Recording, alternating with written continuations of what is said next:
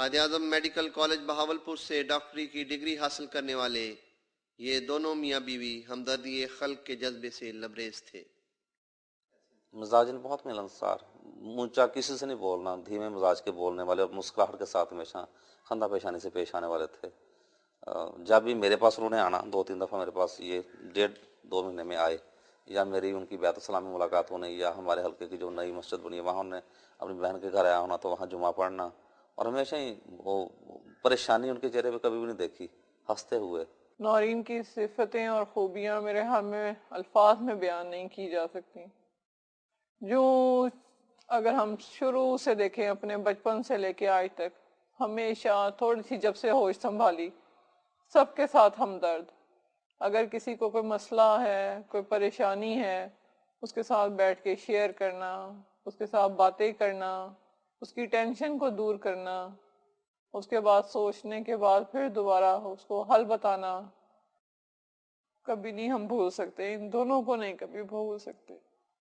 اور میں تو یہی دعا کروں گی کہ ہر گھر میں نورین جیسی بیٹی ہو اور ہر ماں کو شراز جیسا داماد ملے۔ نہایت پولائٹ، ہمبل اور خدا خوفی۔ اتنی اچھی لڑکی، اللہ میں نے ساری نیکیاں، ساری اچھی چیزیں اس میں رکھی ہوئی تھی۔ پھر ہمیں ان کے ہسبینڈ جو ہیں وہ بھی اتنے اچھے ملے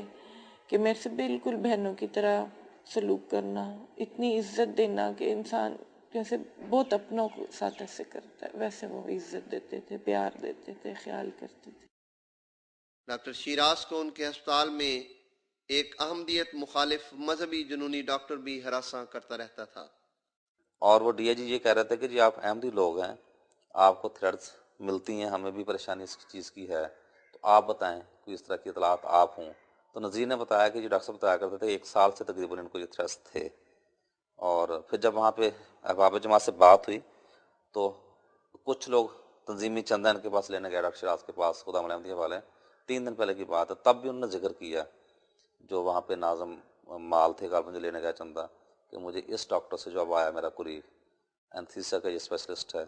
اس سے بڑا خطرہ ہے کیونکہ یہ مجھے جماعتی طور پہ بہت تنگ کرتا ہے، تھریٹ بھی کرتا ہے اور بحث بھی کرتا ہے اور فضول سا آدمی ہے، تو میں اس سے پریشان ہوں۔ 3 یا 4 دن پہلے کی بات ہے۔ اور جب یہ پولیس انویسٹیگیشن کر رہی تھی تب ان کے گھر پہ جو ایک خادم مامور کیا ہم نے، ان کا بھی مجھے فون آیا کہ جی ان کے ہاسپٹل میپکو ہاسپٹل سے بار بار 3 دفعہ فون آیا کہ جی میں فلاں بول رہا ہوں، نام ان کو سمجھ نہیں آئی اور نمبر بھی ٹریس نہیں کر رہے کیونکہ بہت سے فون آ رہے تھے، وہ نمبر ڈیلیٹ ہو جاتا تھا CLE پہ، کہ جی ڈاکٹر شیراز کو قریبی عزیز میرے سے رابطہ کرے، میں نے ان کو کوئی انفارمیشن شیئر کرنی ہے۔ تو میں نے اسی وقت میر صاحب سے بات کی، انہوں نے DIG سے بھی بات کی، لیکن انویسٹیگیشن اس وقت اتنی سنگین قسم کی چل رہی تھی کہ اس میں اس بات کو کہا گیا کہ جی بعد میں دیکھ لیں گے،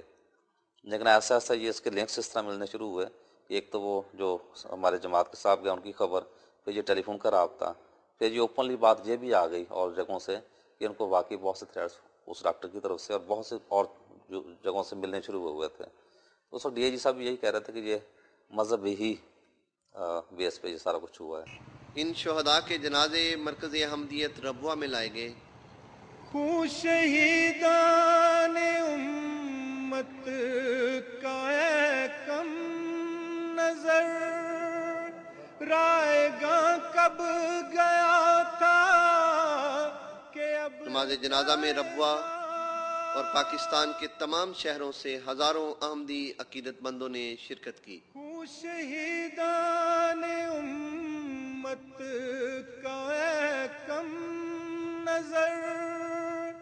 رائے گاں کب گیا تھا کہ اب جائے گا۔ نماز جنازہ کے بعد قبرستان عام میں ان کی تدفین عمل میں لائی گئی۔ دیکھتے دیکھتے